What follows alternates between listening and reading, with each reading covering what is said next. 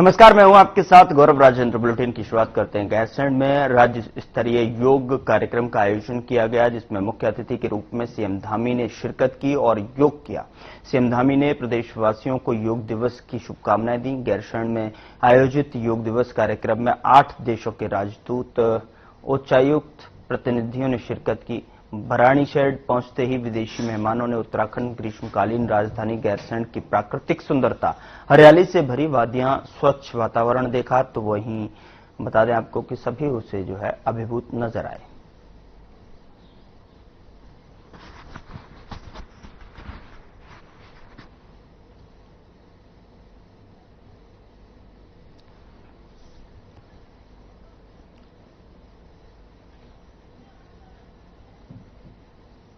पूर्वक अंदर बाहर करते हुए श्वास छोड़ते हुए सिर को आगे की ओर झुकाएं और ठुड्डी को सीने से स्थिर हो गया है।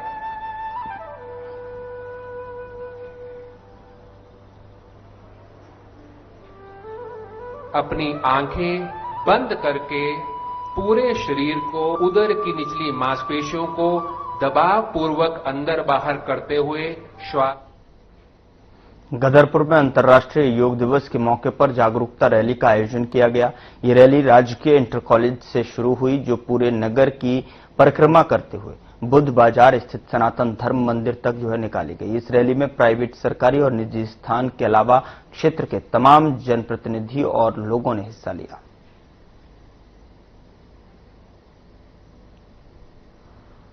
अंतर्राष्ट्रीय योग दिवस जिसकी पूर्व संध्या पर आज गदरपुर में बहुत अच्छी, बहुत सुंदर पहल हमारी नगर पालिका ने करी है। मैं उनको बहुत बहुत बधाई देता हूं, शुभकामनाएं देता हूं। आज जन जागरूक रैली अंतर्राष्ट्रीय योग दिवस की पूर्व संध्या पर निकाली गई है और जिसमें बड़ी संख्या में यहां के सामाजिक और धार्मिक संगठन के लोगों ने भाग लिया है। मैं उन सबका भी धन्यवाद करता हूं। और जैसा हम सब जानते हैं कि योग हमारे शरीर को स्वच्छ, सुंदर और सशक्त बनाने का काम करता है।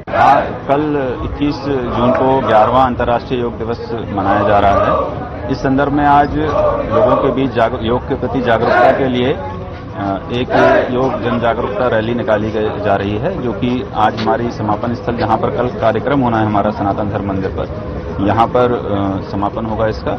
इस रैली का उद्देश्य यही है कि लोग योग के प्रति जागरूक हों, अपने दैनिक जीवन में रोज थोड़ा सा समय योग के लिए प्रातःकाल दें, जिससे उनका जीवन स्वस्थ रहे, वो अपना बीमारियों से दूर रहें, डॉक्टरों के पास जाने की आवश्यकता ही ना पड़े। उधर देहरादून में राष्ट्रपति द्रौपदी मुर्मू ने राष्ट्रपति निकेतन में आयोजित एक कार्यक्रम में शिरकत की और इस दौरान उत्तराखंड के ऐतिहासिक राजभवन नैनीताल के 125 वर्ष पूरे होने के उपलक्ष्य में विशेष डाक टिकट जारी किया। इस अवसर पर राज्यपाल लेफ्टिनेंट जनरल गुरमीत सिंह भी मौजूद रहे। वहीं उन्होंने राष्ट्रपति का इस ऐतिहासिक धरोहर को राष्ट्रीय स्मृति में स्थान दिलाने के लिए आभार भी प्रकट किया है। साथ ही आपको बता दें कि गौरतलब है कि राजभवन में नैनीताल का यह भवन ब्रिटिश काल की अद्भुत गौथिक स्थापत्य शैली का उत्कृष्ट उदाहरण माना जाता है। राजभवन की भव्य वास्तुकला, भू संरचना और इसके आसपास का प्राकृतिक सौंदर्य इस धरोहर स्थल को विशिष्ट बनाते हैं। डाक टिकट जारी होने के अवसर पर राज्यपाल ने राष्ट्रपति को एक भारत श्रेष्ठ भारत काफी टेबल बुक भी भेंट की है।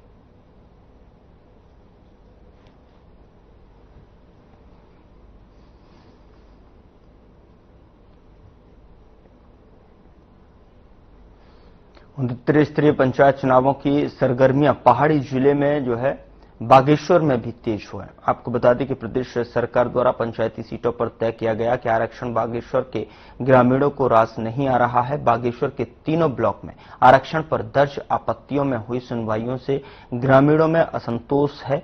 पंचायती सीटों में आरक्षण पर दर्ज आपत्तियों की सुनवाई में पहुंचे ग्रामीणों का कहना है कि आरक्षण तय करने में प्रदेश सरकार द्वारा बागेश्वर जिले की अधिकतर ग्राम पंचायतों में महिलाओं को उम्मीदवारी का जबरन और दोबारा मौका दिया गया है। पहाड़ में महिलाओं को पंचायती व्यवस्था में अधिक मौके देकर प्रधानपतियों का एक तरफा राज पहाड़ों के गांवों में चल रहा है। प्रधानपति ही गांवों को चलाते हैं।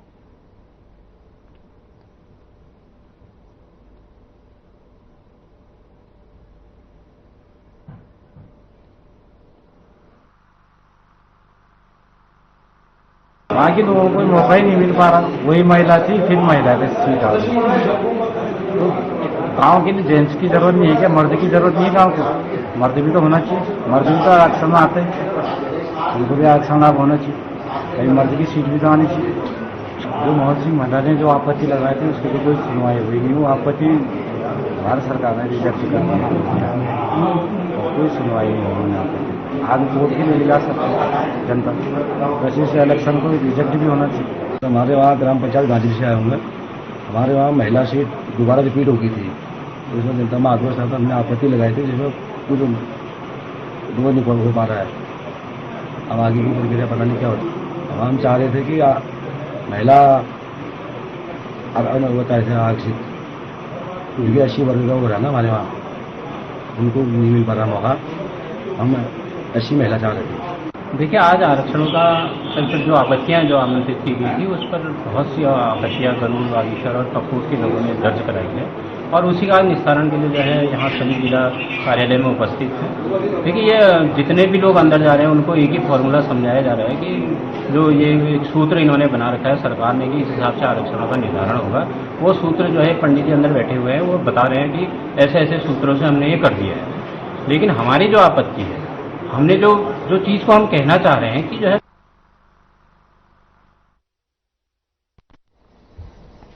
देहरादून के गोविंदगढ़ में कांग्रेस की ओर से बस्ती बचाओ महापंचायत कार्यक्रम का आयोजन किया गया। कार्यक्रम का नेतृत्व कांग्रेस सचिव वैभव वालिया ने किया है और इस दौरान पूर्व मुख्यमंत्री हरीश रावत, कांग्रेस विधायक प्रीतम सिंह के साथ साथ कांग्रेस के कई बड़े नेता भी शामिल हुए हैं और इस कार्यक्रम में लोगों ने जो है काफी बड़ी संख्या में जो है हिस्सा लिया है।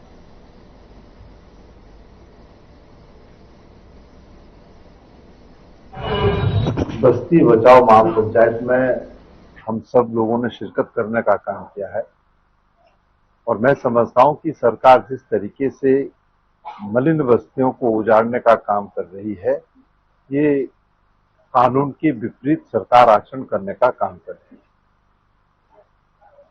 अगर किसी मलिन बस्ती को सरकार चाहती है कि उसको उजाड़ना है तो मलिन बस्तियों के रिहेबिलिटेशन की कार्रवाई सरकार करे और उनको उचित मुआवजा देने के बाद ही उनको अन्यत्र जो है शिफ्ट करने का काम करे। और अगर सरकार तानाशाह तरीके से मलिन बस्तियों को उजाड़ने का काम करेगी तो कांग्रेस उसका तीखा और तीव्र विरोध करेगी। हालात बद से बदतर हैं।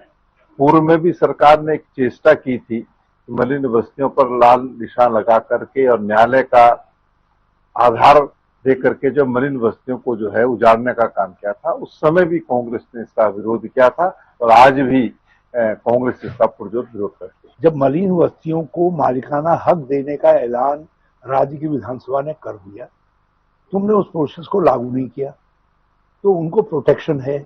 तुम उनको बिना कानून की विधि का पालन किए हुए उस जमीन को अध्यात्म किए बिना, उनको उचित मुआवजा या कहीं उनका पुनर्वासित किए बिना तुम उनको उजाड़ी नहीं, उनको नोटिस ही नहीं दे सकते हो।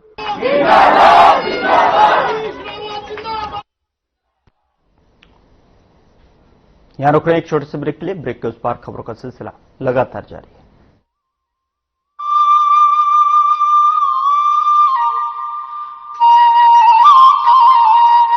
उत्तराखंड आस्था और आधुनिकता के संगम के साथ सर्वांगीण विकास की नई इबारत लिखता उत्तराखंड देश के यशस्वी प्रधानमंत्री श्री नरेंद्र मोदी जी के आत्मनिर्भर भारत और वोकल फॉर लोकल के विजन को साकार करने के लिए राज्य के मुख्यमंत्री श्री पुष्कर सिंह धामी के नेतृत्व में राज्य ने ग्रामीण अर्थव्यवस्था को सुदृढ़ करने की दिशा में महत्वपूर्ण कदम उठाए हैं। इसी क्रम में 8 दिसंबर 2023 में ग्लोबल इन्वेस्टर समिट के दौरान प्रधानमंत्री मोदी जी ने हाउस ऑफ हिमालयाज ब्रांड का शुभारंभ किया और 2 करोड़ लखपति दीदियों को सशक्त बनाने की दिशा में कदम बढ़ाया। यह ब्रांड उत्तराखंड के पारंपरिक और जैविक उत्पादों को राष्ट्रीय और अंतर्राष्ट्रीय बाजारों तक पहुंचाने का माध्यम बन रहा है। स्वयं सहायता समूहों, महिला किसानों और ग्रामीण उद्यमियों के प्रयासों को एकजुट कर उनके उत्पादों की गुणवत्ता और पैकेजिंग को बेहतर बनाकर उन्हें राष्ट्रीय और अंतर्राष्ट्रीय बाजारों में स्थापित किया जा रहा है। हाउस ऑफ हिमालयाज के तहत 48 उच्च गुणवत्ता वाले स्थानीय उत्पादों को नई पहचान मिल रही है, जिनमें मंडुआ, जंगोरा, चूड़ा, गेहूं, राजमा, चौलाई, तोर दाल, लाल चावल, काले भट्ट, शुद्ध शहद, चाय, तेल,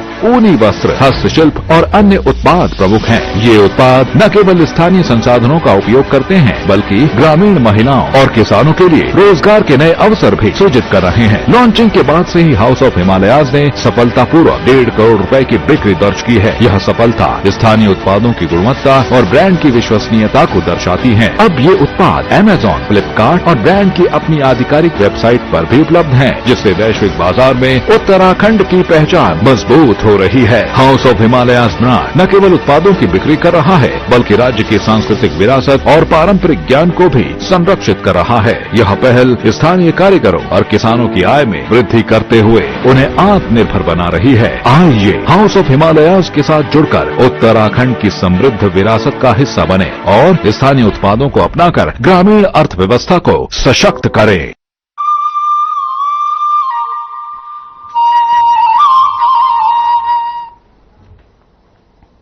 ब्रेक के बाद स्वागत है आपका। खबरों में आगे बढ़ते हैं। उत्तराखंड सरकार ने 2023 में इन्वेस्टर्स मीट का आयोजन किया था और अब सरकार इन्वेस्टर्स मीट की सेरेमनी की तैयारी कर रही है, जिसके लिए लोकेशन पर चर्चा की जा रही है। सीएम धामी ने केंद्रीय गृह मंत्री अमित शाह को सेरेमनी का निमंत्रण दिया था और साथ ही बताया कि राज्य ने 3,50,000 करोड़ रुपए से ज्यादा के निवेश प्रस्तावों पर हस्ताक्षर किए हैं, जिस पर कांग्रेस प्रदेश अध्यक्ष करण माहरा ने सवाल खड़े किए हैं। माहरा ने कहा कि सरकार बताए कि वे इन्वेस्टमेंट कहां कर रहे हैं। उत्तराखंड में अभी तक देखने को नहीं मिला कि किसी कंपनी ने इन्वेस्टमेंट कर अपना काम शुरू किया।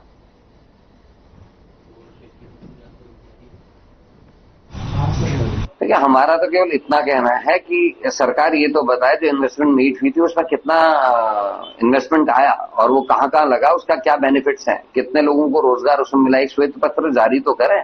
हम लगातार विपक्ष इस बात को कह रहा है, कभी कभी उनके अध्यक्ष जी भी कहते हैं कि साहब जो है वो विपक्ष सुझाव नहीं देता। हमने तो बहुत सारे सुझाव दिए थे, कितने में उनके सरकार ने और महेंद्र भट्ट जी ने उसका पालन किया, ये समझ में नहीं आता। वो गौमूत्र से ऊपर ही नहीं उठ पा रहे हैं, डुबकी उसी में लगाते हैं, स्विमिंग भी उसी में करते हैं। मुश्किल ये है तो वो सोचने के बाद उनको टाइम ही नहीं है। हमने चारधाम यात्रा में बहुत सारे सुझाव दिए थे, उनको भी उनके समझ में नहीं आया। एविएशन डिपार्टमेंट से रिलेटेड जब एक हमारे होनहार अधिकारी की मृत्यु, उसमें भी सुझाव दिए थे, लेकिन महेंद्र भट्ट जी को सुझाव दिखते ही नहीं आंख में। वैसे भी पहाड़ में कैटरेज ज्यादा होता है और उसके बाद वो आगे बढ़। उत्तराखंड माध्यमिक शिक्षा बोर्ड की 10वीं और 12वीं की परीक्षा में सर्वोच्च स्थान प्राप्त करने वाले मेधावियों को उनके जनपद में एक दिन का जिलाधिकारी और पुलिस अधीक्षक बनाया जाएगा। मुख्यमंत्री पुष्कर सिंह धामी ने उच्चाधिकारियों को इस संबंध में सभी जिलाधिकारियों और पुलिस कप्तानों को पत्र लिखने के निर्देश दिए। वहीं इस विषय पर बात करते हुए शिक्षा महानिदेशक अभिषेक रोहेला ने कहा कि मुख्यमंत्री के निर्देशों के अनुसार जिले के टॉपर्स बच्चों को एक दिन के लिए जिलाधिकारी और पुलिस अधीक्षक बनाया जाएगा। साथ ही सरकार की यह एक अच्छी पहल है जिससे विद्यार्थियों का मनोबल भी बढ़ेगा।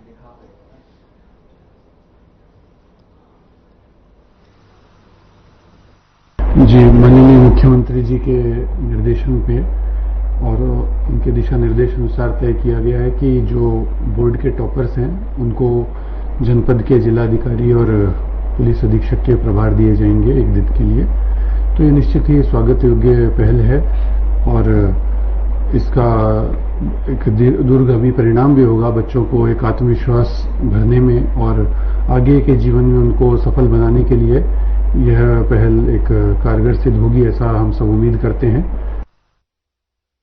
खटीमा के आईटीएम डिग्री कॉलेज में विद्यार्थियों के लिए सम्मान समारोह का आयोजन किया गया, जिसमें खटीमा, नानकमत्ता, सितारगंज, टनकपुर के साथ साथ कई विद्यालयों के लगभग 300 छात्र छात्राओं ने भाग लिया, जिन्होंने कक्षा 10 और 12वीं की बोर्ड परीक्षा में अच्छा प्रदर्शन किया था। 12th क्लास के जो बच्चे हैं उनको यहाँ सम्मानित किया गया। तो ये जो कार्यक्रम है, इस तरह के कार्यक्रम समाज में सभी वर्गों को आगे आगे करने चाहिए, क्योंकि अगर हम अपने बच्चों को कदम कदम पे प्रोत्साहित नहीं करेंगे और उनको सही प्लेटफॉर्म नहीं देंगे तो अपना पर्सनैलिटी का डेवलपमेंट, अपना level of confidence plus communication skill वो तब तक नहीं बढ़ा पाएंगे। क्योंकि इस तरह के जो बच्चे इकट्ठे होते हैं, एक साल होते थे, एक दूसरे के साथ कम्युनिकेट कर सकते हैं, एक दूसरे को जानते हैं और इंस्टीट्यूट्स को देखते हैं। जैसे कई बच्चों ने जो हाई स्कूल के बच्चे इंटरमीडिएट ने देखा होगा कि यहाँ कितने प्रोफेशनल कोर्सेज भी हैं। देहरादून में बीजेपी के पूर्व विधायक सुरेश राठौर की दूसरी शादी का मुद्दा थमने का नाम नहीं ले रहा है। कांग्रेस ने बीजेपी के पूर्व विधायक सुरेश राठौर की शादी को लेकर राज्य सरकार पर गंभीर आरोप लगाए हैं, जिसके बाद धर्मपुर से बीजेपी विधायक विनोद चमोली ने कांग्रेस को खुली चुनौती दे दी। इस दौरान उन्होंने कहा कि कांग्रेस सिर्फ बयानबाजी तक सीमित न रहे, अगर हिम्मत है तो मुकदमा दर्ज कराए और कानून के दायरे में अगर वह आते हैं तो उन पर कार्रवाई जरूर करे। और आपको बता दें कि कानून सबके लिए बराबर है। कांग्रेस को और कहेंगे तो उकसा भी रहा हूं, तू एफआईआर लॉन्च कराए और किसी ने अगर कानून का उल्लंघन किया, चाहे भाजपा का विधायक हो, चाहे कोई कार्यकर्ता हो, चाहे किसी भी स्तर का व्यक्ति हो, उसके ऊपर कार्रवाई होनी चाहिए। मैं इस बात का पक्षधर हूं।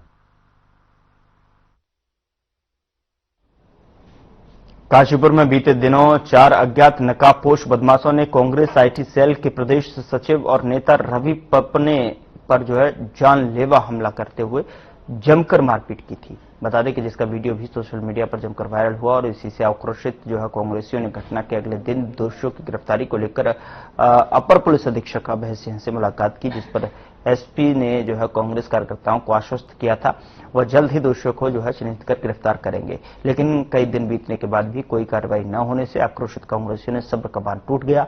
कार्यकर्ताओं ने एडिशनल एसपी कार्यालय पर दोषियों को गिरफ्तार करने की मांग को लेकर प्रदर्शन किया।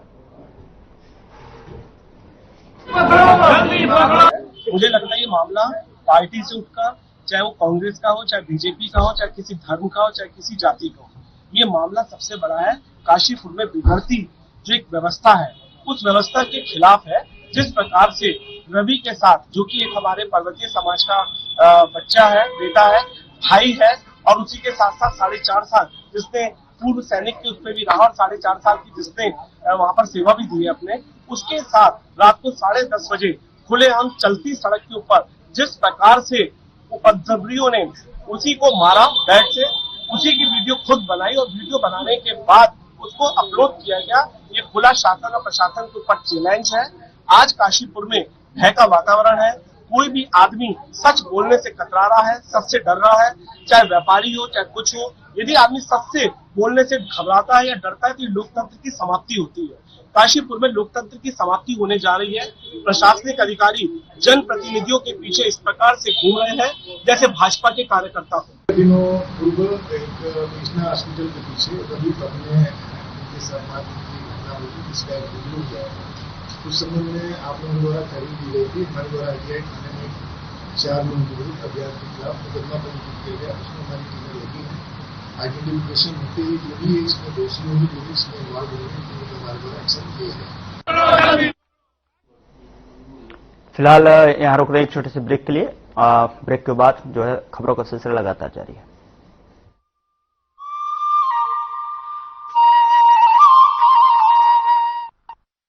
राज्य की समृद्धि की एक आवश्यक धुरी है औद्योगिक विकास। पुष्कर सिंह धामी सरकार ने उत्तराखंड में निजी क्षेत्र के निवेश को बढ़ावा देने का संकल्प लिया है और इस संकल्प को सिद्ध करने के लिए निजी औद्योगिक क्षेत्र नीति 2023 बनाई गई है। ये नीति राज्य में उद्योगों को बढ़ावा देने, निवेश लाने और रोजगार के नए अवसर सृजित करने के लिए बनाई गई है। इसके तहत प्रदेश सरकार ने विशेष औद्योगिक क्षेत्र, एक्सपोर्ट जोन, बायोटेक्नोलॉजी पार्क और मिनी इंडस्ट्रियल एस्टेट्स की स्थापना को प्रोत्साहित किया है। इस नीति के तहत राज्य में 49 निजी औद्योगिक क्षेत्रों को मान्यता दी गई है, जिनमें 3113 एकड़ भूमि पर उद्योग संचालित हो रहे हैं। इसके अलावा 26 बड़े प्रोजेक्ट्स के लिए 446 एकड़ भूमि चिन्हित की गई है। इन कदमों से हजारों लोगों को रोजगार मिला है। निजी क्षेत्र में उद्योगों के लिए भूमि की उपलब्धता सुनिश्चित करने हेतु लागू की गई निजी औद्योगिक क्षेत्र नीति 2023 के तहत पर्वतीय क्षेत्रों में न्यूनतम 2 एकड़ और मैदानी क्षेत्रों में न्यूनतम 30 एकड़ निजी भूमि पर औद्योगिक क्षेत्र की अधिसूचना के लिए सिंगल विंडो व्यवस्था लागू की गई है। प्राइवेट सेक्टर के किसी भी निवेशक, व्यावसायिक इकाई आदि द्वारा परिवर्तित प्रत्येक औद्योगिक पार्क या एस्टेट के बिक्री योग्य क्षेत्र पर प्रति एकड़ 10 लाख रुपए का पूंजी अनुदान राज्य सरकार की तरफ से दिया जाता है।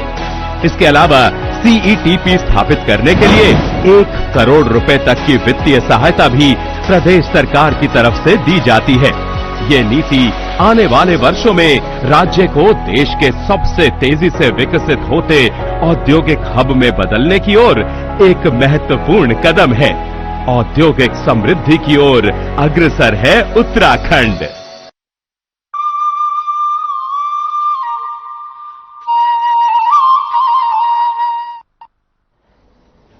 ब्रेक के बाद स्वागत है आपका। खबर में आगे बढ़ते हैं। हरिद्वार के खड़खड़ी चौकी क्षेत्र में ड्रग विभाग ने छापेमारी की, जहां पर कुछ मेडिकल स्टोर्स के खिलाफ खुली दवाइयों के उपयोग और बिना पर्चे के दवाएं बेचने की शिकायतें मिलने पर ड्रग इंस्पेक्टर अनीता भारती ने तुरंत कार्रवाई करते हुए छापेमारी की।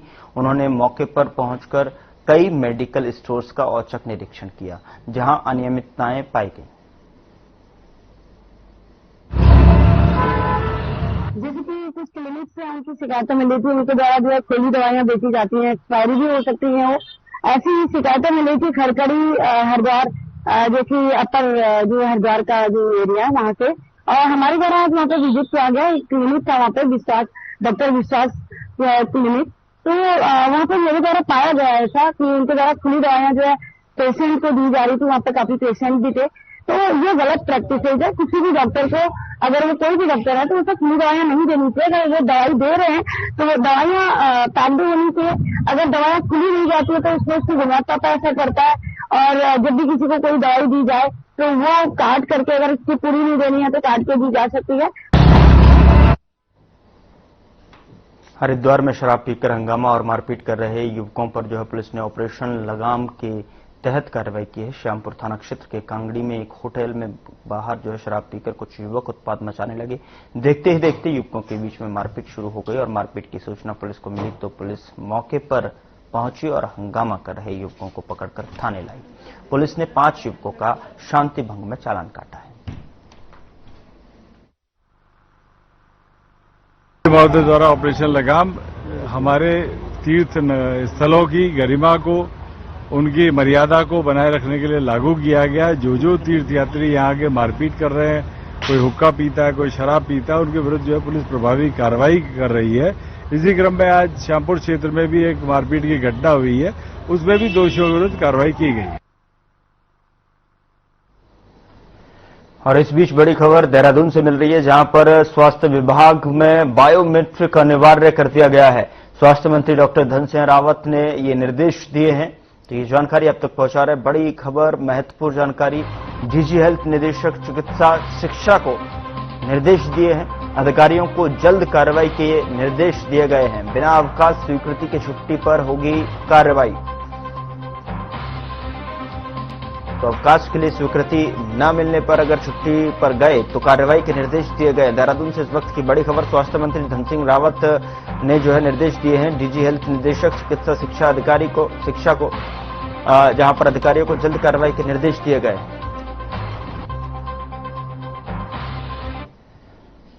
खबरों में आगे बढ़ते हैं। जसपुर के सामुदायिक स्वास्थ्य केंद्र में बंदरों का आतंक बहुत ज्यादा बढ़ता हुआ दिखाई दे रहा है, जिससे मरीजों और उनके तीमारदारों को जो है परेशानी हो रही है। बंदरों के डर से लोग जो है अस्पताल आने से भी कतराने लगे हैं। चिकित्सालय प्रभारी अधीक्षक ने वन विभाग से मदद मांगी, लेकिन अभी तक कोई समाधान निकलता नजर नहीं आ रहा है। बंदरों को भगाने के लिए अस्पताल में लाठी डंडे भी रखे गए हैं। इसके बावजूद बंदरों का कोई भी प्रभाव नहीं पड़ रहा है। और आपको बता दें कि पिछले दिनों बंदरों में तीमारदार के साथ आए बच्चों पर हमला कर दिया था और जिसका उपचार भी चिकित्सालय में कराया गया। जसपुर में बंदरों ने आतंक मचा रखा है। हम हर तरह के प्रयास करके देख चुके हैं। वन विभाग से लेकर काफी जगह हमने कागजी कार्रवाई भी भेजा है कि इनसे निजात दिलवाई जाए। हमने फ्लैक्सी भी लगवाई है वहाँ पर, लेकिन शुरू में कुछ दिन असर रहा, अभी फिर हो ही नहीं रहा है। कम से कम 100, 50, 150 बंदर ऐसे हैं जो आके पूरा तार, हमारा बिजली के तार, सीसीटीवी, नेट के तार और जो फ्लैक्सी हैं वो फाड़ते हैं।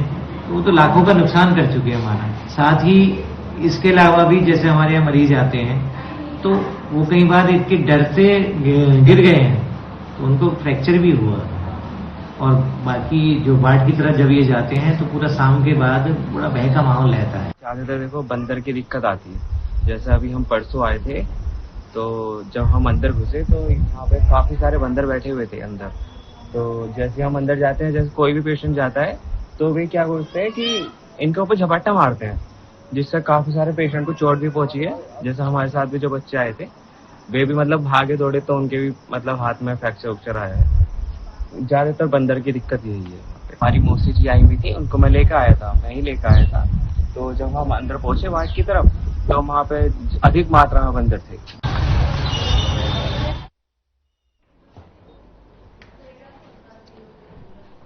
और बड़ी खबर देहरादून से है, जहां पर मौसम विभाग ने अलर्ट जारी कर दिया है। राजधानी सहित 4 जिलों में भारी बारिश का अलर्ट जारी किया गया है। देहरादून, चंपावत, नैनीताल, टिहरी के साथ जो है ये अलर्ट जारी किया गया है।